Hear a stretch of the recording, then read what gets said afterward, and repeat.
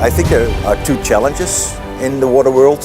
One is water for food, and the other one is water for the city, and that is everywhere. And when I mean water for the city, I don't only mean drinking water or sewage water treatment, but also flooding, droughts in cities. These are very interesting and important questions because more and more people start living in cities. We zien gewoon dat de excessen de afgelopen jaren steeds erger geworden zijn. We praten aan de ene kant over een gigantisch droge zomer, maar aan de andere kant praten we ook over een voorjaar waar gewoon meer als gemiddeld regen gevallen is. En dat zijn toch zaken waar je uiteindelijk met z'n allen moet werken, dat je die beide extreme situaties wel op een juiste manier kunt handelen. We zullen daar daadwerkelijk iets mee moeten gaan doen, want anders dan gaan die excessen uiteindelijk toch opspelen, waardoor het de verkeerde kant op gaat.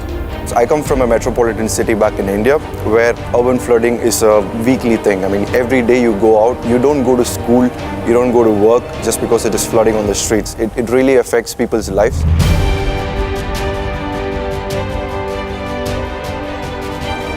Waterquest is een prijsvraag die wij in de markt gooien onder studenten, om daarmee studenten te triggeren om hun ideeën naar Neringbogen te sturen, om samen met Neringbogen na te denken hoe we zoiets zouden kunnen realiseren.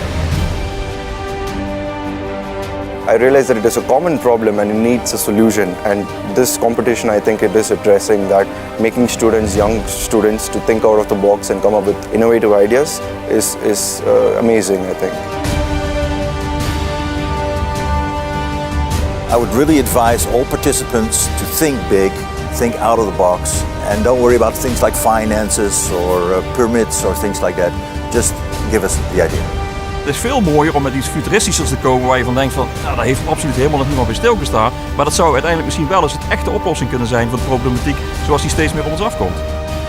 Wij willen met die studenten iets meer gaan doen dan alleen maar hun ideeën collecteren. We willen namelijk die studenten een opstap geven om met hun ideeën, wat hun eigendom blijft, samen een onderneming op te richten om met die onderneming uiteindelijk te kunnen commercialiseren wat voor hun toekomst is. But I think the main idea here is that, okay, you actually get the chance not to just have an idea, write it down and throw it to the jury. We actually do follow-up and make sure that this idea, if it's any good, that it will actually be applied in reality.